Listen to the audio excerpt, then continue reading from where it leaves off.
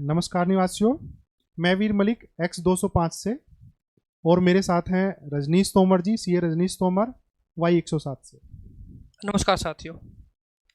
आज हम दोनों जीएसटी के बारे में बात करना चाह रहे हैं और आप लोगों को ये बात करना चाह रहे हैं कि अभी 6 जून को ऑक्सीहोम में जीएसटी रजिस्ट्रेशन हुआ है। तो उस जीएसटी रजिस्ट्रेशन होने के बाद में हमारी कौन सी सर्विसेज ऐसी हैं जिन पर जीएसटी एप्लीकेबल होगा या कौन सी ऐसी हैं जिन पर जीएसटी एप्लीकेबल नहीं होगा, उस विषय में एक बार आपसे बातचीत हो जाए ताकि सभी को ये थोड़ा सा चीज़ें क्लियर हो जाए। उसके बाद जो कुछ बनता है हम बात करके, या अगर किसी के माइंड में कोई डिसीजन है या डिस्कशन है या जो भी है वो चीज़ें ओपन फॉर्म है, कभी भी हो सकती है। तो रजनीश जी, आज मुझे बताओगे कि क्या आरडब्ल्यू या एओ एसोसिएशन जो होती है उस पर जीएसटी की एप्लीकेबिलिटी कब और कैसे बनती है? जीएसटी की एप्लीकेबिलिटी के लिए आरडब्ल्यूए पे और अपार्टमेंट ओनर एसोसिएशन पे जीएसटी डिपार्टमेंट ने एक सर्कुलर निकाला था 2019 में, 22 जुलाई 2019 में, सर्कुलर नंबर 109/28/2019। इस सर्कुलर में डिपार्टमेंट ने पूरा क्लैरिफाई किया है कि क्या क्या इश्यूज आ रहे हैं और क्या उनका क्या क्या क्लैरिफिकेशन है। जैसे कि जो जीएसटी का रेट है, जीएसटी का जो मेंटेनेंस जीएसटी जो आरडब्ल्यू पे एप्लीकेबल होती है वो 7500 रुपये से ज़्यादा पे होती है, वो उसमें पूरा क्लेरिफाई किया हुआ है। और जो हमारे 7500 रुपये से ज़्यादा मेंटेनेंस लिया जाता है तभी अब हमारी एप्लीकेबल होती है। लेकिन रजिस्ट्रेशन आपका 20 लाख से ऊपर अगर हमारा टर्नओवर क्रॉस कर जाता है तो हमारा रजिस्ट्रेशन मैंडेटरी हो जाता है। उसके लिए हमारा जो सेक्शन है, section 2 sub section 112 CGST act 2017 वो डिफाइन करता है एग्रीगेट टर्नओवर को। इस सेक्शन के अकॉर्डिंग जो हमारा एग्रीगेट टर्नओवर होगा वो टैक्सेबल सप्लाईज के साथ साथ एग्जेम्प्ट सप्लाईज को भी इंक्लूड करेगा। तो आपके कहने का मतलब है सोसाइटी जो भी सर्विसेज देगी, चाहे वो एग्जेम्प्टेड है जैसे आपने मेंटेनेंस की बात करी, या अदर सर्विसेज अगर कोई है छोटी मोटी जो टैक्सेबल है, तो टोटल को मिलाकर हमारा टर्नओवर बिल्कुल कैलकुलेट होता है। अब हम इसको ना ऑक्सी के रिगार्डिंग बात करते हैं। बिल्कुल। अब हमारा जो Oxy Homes apartment owner association में जो हमारा मेंटेनेंस का रेट चल रहा है वो 1 रुपये 89 पैसे है। उस रेट के अकॉर्डिंग अगर हम एरिया से मल्टीप्लाई करके जो भी मैक्सिमम हमारा बनता है वो 7500 क्रॉस नहीं करता है पर मंथ का। मेंटेनेंस हमारा 7500 पर मंथ क्रॉस नहीं करता है किसी भी फ्लैट का। तो हमारा जो मेंटेनेंस है वो तो हमारा एग्जेम्प्ट है, लेकिन टर्नओवर और रजिस्ट्रेशन की कैलकुलेशन के लिए वो एग्जेम्प्ट जो सप्लाई है हमारी उसको भी इंक्लूड किया जाएगा, जिससे कि हमारे रजिस्ट्रेशन की एप्लीकेबिलिटी बनती है। बिल्कुल। एक मेन हेड आता है बिल में आपके मेंटेनेंस चार्जेस, जो मेन हेड होता है और मेन खर्चा होता है, तो आप कह रहे हो उस पर जीएसटी एप्लीकेबल नहीं हो? नहीं, वो एग्जेम्प्ट है, वो फुल्ली एग्जेम्प्ट है क्योंकि हमारा 7500 की लिमिट को क्रॉस नहीं करता है। ठीक है। और सर्कुलर में भी पूरा ऐसे ही डिफाइन किया हुआ है वो कि हमारा वो कैसे कैसे एप्लीकेबिलिटी बनती है। ठीक है। तो आप ये बता सकते हैं कि हमें जो जीएसटी का रजिस्ट्रेशन, ये तो आपने बता दिया कि 20 लाख की टर्नओवर एक्सीड करते रजिस्ट्रेशन की एप्लीकेबिलिटी बन जाती है, तो ये जीएसटी रजिस्ट्रेशन कब से अप्लाई हो रहे थे और क्या हो रहा था, क्या इसके बारे में कुछ बता सकते हैं? जी बिल्कुल। जिस दिन हमारी association apartment owner association registered हुई है सोसाइटीज़ एक्ट में, और जिस दिन से हमने पैन नंबर हमारा इशू हो गया है उसी दिन से हमारी जीएसटी की रजिस्ट्रेशन की एप्लीकेबिलिटी बनती है टर्नओवर को देखते हुए। और जैसे कि प्रीवियस मैनेजमेंट ने भी पहले भी अप्लाई किया हुआ था, 8 अगस्त 2022 को जीएसटी का रजिस्ट्रेशन अप्लाई किया था जो कि हमारा रिजेक्ट हो रखा था। उसके बाद फिर मार्च 25 में किया, फिर अप्रैल में किया, लेकिन फिर जो करंट बोर्ड ऑफ मैनेजमेंट है वो आए, उन्होंने 2 जून 2025 को रजिस्ट्रेशन के लिए अप्लाई किया और 6 जून को हमारा रजिस्ट्रेशन हो गया। जैसा कि आपको पहले भी बताया गया है, मात्र 1 हफ्ते के अंदर जीएसटी रजिस्ट्रेशन आ चुका था, जो लगभग 3 साल के ड्यूरेशन में नहीं आ पाया। तो उसके लिए ये भी एक सोचने वाली बात है कि 4 दिन और 3 साल बहुत बड़ा ड्यूरेशन होता है, जो कहीं ना कहीं ग्लिच रहा है, जो हो जाना चाहिए था। मतलब जो हम किसी भी लिटिगेशन से बच सकते थे वो हो जाना चाहिए था। आगे की बात मैं आपसे पूछना चाहता हूं कि जैसे 6 जून का ऑक्सीहोम का जीएसटी रजिस्ट्रेशन आ चुका है, तो अब जो बिल जनरेट होगा, तो सिर्फ मुझे उसमें बिल में बहुत सारे पॉइंट होते हैं, अब मुझे सिर्फ वही बताना कि किन पर जीएसटी चार्ज होगा। ठीक है। अभी जीएसटी को अगर हम ऑक्सी में अगर अप्लाई करें तो उसके लिए जो अभी हमारा जून का जो बिल जनरेट होगा उसमें हमारे बहुत सारे हेड हैं, उस हेड पर हेड हम बात करते हैं। सबसे पहला हेड है हमारा मेंटेनेंस चार्जेस, ₹1.89 पर स्क्वायर फीट, जो कि कहीं भी हमारा 7500 क्रॉस नहीं कर रहा है, तो हमारा उस पर जीएसटी एप्लीकेबल नहीं आएगा होगा जी। फिर आता है हमारा मेजर हेड जो है, वो फिर है इलेक्ट्रिसिटी, जो हम एक्चुअल बेसिस पे या पर रेट, जो भी गवर्नमेंट का रेट है उसके बेसिस पे हम चार्ज कर रहे हैं। वो हमारा फर्स्ट डे जीएसटी की एप्लीकेबिलिटी के फर्स्ट डे से वो हमारा जीएसटी के दायरे से बाहर होता है, जी। तो उसी पे भी हमारा कोई जीएसटी नहीं लगेगा। जी। फिर एक हमारा हेड आता है इसमें एएमसी चार्जेस, जो कि एक क्रिस्टल के जो कंपोनेंट्स हैं उनको जो मेंटेन कर रही है company SAV energies private limited. Rajneesh ji, मैं क्लियर कर देता हूं, जो हमारा, आप जैसे रजनीश जी ने बताया कि मेंटेनेंस और इलेक्ट्रिसिटी फुल्ली एग्जेम्प्टेड है, अगर मैं सही हूं तो। बिल्कुल बिल्कुल। पर जो इलेक्ट्रिसिटी की सर्विस प्रोवाइड करती है कंपनी, वो क्या है कि क्रिस्टल नाम से हमारे जो मीटर में सर्विस प्रोवाइड करती है, बिल जनरेट करती है, तो वो कुछ फिक्स चार्जेस लेती है, जैसे रजनीश जी बोल रहे हैं, जैसे एएमसी चार्जेस। आपको भी पता है कि मीटर से कुछ आपके बिल में आते हैं, फिक्स चार्जेस है, जो उन पर जीएसटी एप्लीकेबल होगा। इसके अलावा वेंडिंग चार्ज एक करके हेड आता है, ₹55, वो 1 अप्रैल से एप्लीकेबल है, उस पर जीएसटी एप्लीकेबल होगा। तो क्या इनसे हम जीएसटी के लिए बच सकते हैं? कोई ऐसा नॉर्म्स है? नहीं नहीं, देखो ये क्या है, एएमसी चार्जेस जो हमारे एक एग्रीमेंट हुआ है एसईबी एनर्जीज के प्राइवेट लिमिटेड के साथ, एएमसी चार्जेस वो हमसे रिकवर कर रही है। उसका रेट 1 जुलाई 2023 से वो एप्लीकेबल हुआ था। ये एग्रीमेंट साइन हुआ था 19 जून 2023 को। इस एग्रीमेंट के अकॉर्डिंग जो एएमसी चार्जेस है वो ₹800 पर फ्लैट पर एनम था, और इस पे अलग से हमारी जीएसटी एप्लीकेबल थी, तो उसके अकॉर्डिंग हमारे बिल में चार्ज हो रहा था पहले से ही। और अभी वेंडिंग चार्जेस जो हमारा पहले से चल रहा था वो ₹45 प्लस जीएसटी, जो भी हमारा अमाउंट आता है वो हमारा पहले से बिल में चार्ज हो रहा था। लेकिन 1 अप्रैल 2025 से एग्रीमेंट के अकॉर्डिंग ये चार्जेस बढ़ गए हैं, जो कि क्रिस्टल या एसएवी एनर्जी प्राइवेट लिमिटेड जो हमसे चार्ज कर रहा है वो हमारे से रिवाइज रेट पे चार्ज कर रहा है। लेकिन यही अमाउंट सारे हमारे बिल में रिवाइज नहीं हुए थे। उसी की क्लैरिफिकेशन के लिए हमने एक नोटिफिकेशन माई गेट से डाला था कि हमारा जो रिवाइज्ड अमाउंट है वो क्या है, और उसमें जीएसटी लगेगी वो क्या है, और उसका मतलब हमने पूरा बाइफरकेट कर दिया उसको कि प्री जीएसटी अमाउंट कितना है, जीएसटी अमाउंट कितना है, पोस्ट जीएसटी अमाउंट हमारा कितना है। ठीक है, आपने चार्जेस की बात करी, तो जो क्रिस्टल के साथ कॉन्ट्रैक्ट साइन किया हुआ है एक्स-बीओएम ने, वो रेट उसी के हिसाब से एप्लीकेबल होगा। बिल्कुल जी, बिल्कुल। ठीक है, अब इसमें मैं बात ये करता हूं, आपने बताया वेंडिंग चार्जेस की बात करी, जो भी रेट है ₹55 प्लस जीएसटी होगा। एएमसी की बात करी, वो 80.67 प्लस जीएसटी होगा, बिल्कुल वो बिल्कुल। नेक्स्ट बिल में आएगा। इसके अलावा एक हमारा पॉइंट बचता है, जो मेजर पॉइंट है, डीजी चार्जेस। तो डीजी के 2 चार्जेस बिल में आते हैं, एक आता है ₹100 फिक्स चार्जेस, और ₹19 पर यूनिट, जिसकी जितनी यूनिट होती है वो करके आता है। तो क्या इस पर जीएसटी, पहले तो मैं ये पूछना चाहता हूं कि क्या डीजी पर जीएसटी एप्लीकेबल है या मतलब नहीं है, क्या है ये? देखो जीएसटी का क्या, डीजी का कंसेप्ट क्या है, जो अभी हमारा रेट चल रहा है वो ₹19 है, जो कि रेट फिक्स है।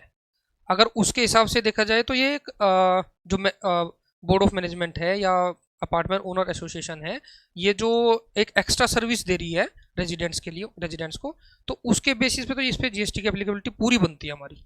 आपके हिसाब से कि जो डीजी है वो बीओएम के द्वारा एक फैसिलिटी प्रोवाइड कराई जा रही है अपने रेजिडेंट को, तो वो मेंटेनेंस में ना होकर के ये अलग से एक एक्स्ट्रा फैसिलिटी है, और इसको जीएसटी में कवर करना ही पड़ेगा, अदरवाइज आप लिटिगेशन में चले जाओगे। ठीक है, ये तो आपने बता दिया कि जीएसटी एप्लीकेबिलिटी तो बनती है।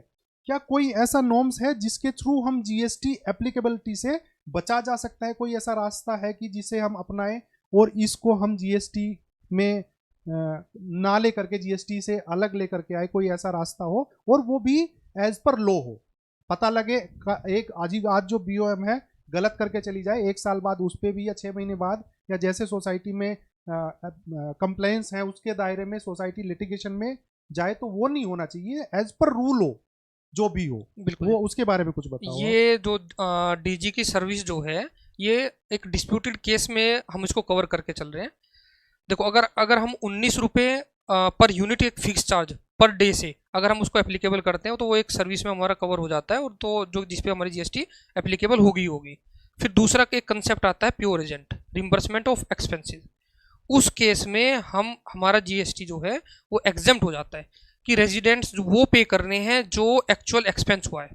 मान मान के चलो पूरे महीने में डीजी का जो भी एक्स अमाउंट आता है, डीजी के एक्सपेंसेस का, मतलब डीजल का, मेंटेनेंस का, या फिर एक्स वाई जेड जो भी हमारा एक्सपेंस होता है डीजी के ऊपर, तो उसका जो भी एक्सपेंस टोटल अमाउंट होता है वो कैलकुलेट करना पड़ेगा हमें, और फिर टोटल यूनिट्स कंज्यूम्ड कितनी हुई है सोसाइटी में वो कैलकुलेट करके हमें एक रेट निकालना पड़ेगा, और उस रेट को रिम्बर्समेंट ऑफ एक्सपेंसेस के दायरे में रखते हुए हमें उसको चार्ज करना पड़ेगा।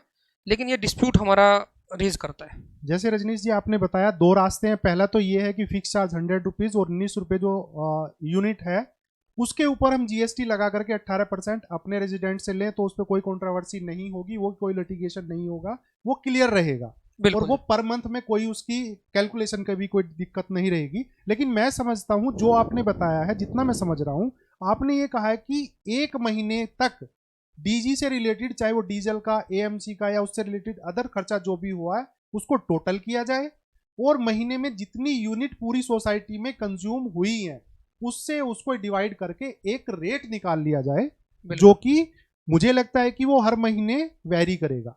कभी 4 लाख का खर्चा होगा डीजल का, कभी 6 लाख का होगा, किसी महीने में सर्दी है, डीजी नहीं चला या बिजली कम कटी तो उसमें 2 लाख का खर्चा होगा। एएमसी किसी महीने में आई तो वो उस समय भी वैरी करेगा, कोई खर्चा हुआ, सर्विस करवाई तो वैरी करेगा।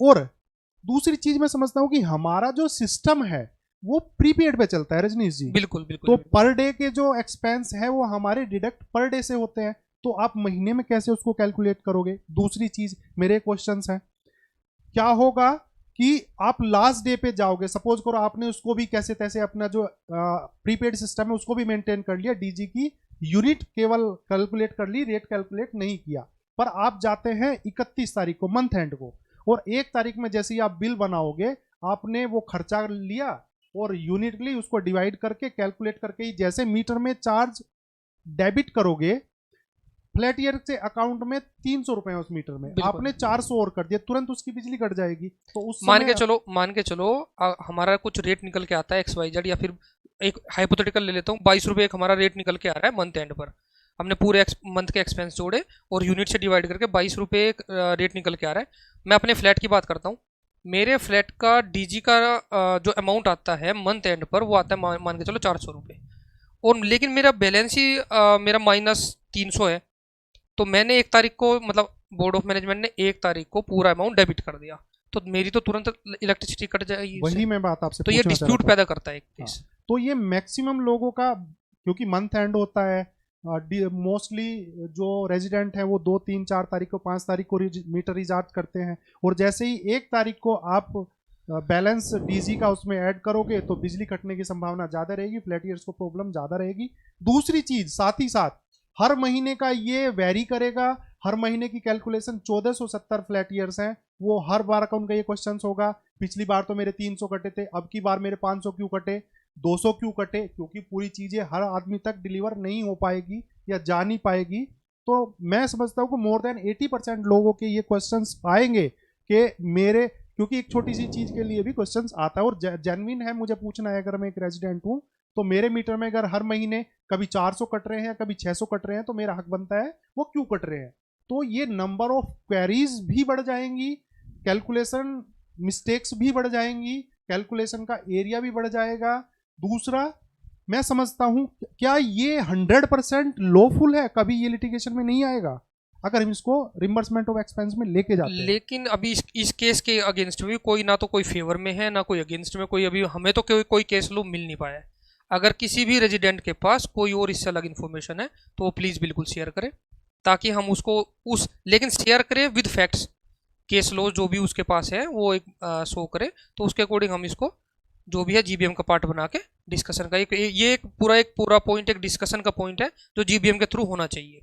रजनीश जी, वीडियो को ज़्यादा लंबी ना करते हो, मैं एक छोटा सा पॉइंट और पूछ रहा हूँ। जैसे अभी कुछ चार्ज एक्स्ट्रा कट रहे हैं कुछ पैसे, तो क्या जीएसटी जब से एप्लीकेबल हो गई तो जो जीएसटी रजिस्ट्रेशन आ गया, तो क्या वो जीएसटी के रेट, जीएसटी का बढ़ा हुआ चार्ज लेने के लिए कोई जीबीएम की ज़रूरत है, हमें उसी में पास कराना चाहिए, या ये एज पर लॉ है, तो इसके लिए क्या कुछ उसके बारे में बताएंगे? नहीं, देखो ये एक गवर्नमेंट ड्यूज है, इसके लिए कुछ रेजिडेंट्स के ऊपर कुछ अलग से बर्डन नहीं है, ये पहले से एग्जिस्ट करते हैं, ये गवर्नमेंट ड्यूज हैं जब से हमारा रजिस्ट्रेशन हुआ है तब से हमने इसको एप्लीकेबल कर दिया। एप्लीकेबल तो ये पहले से भी होते हैं, वो भी एक डिस्प्यूटेड केस है।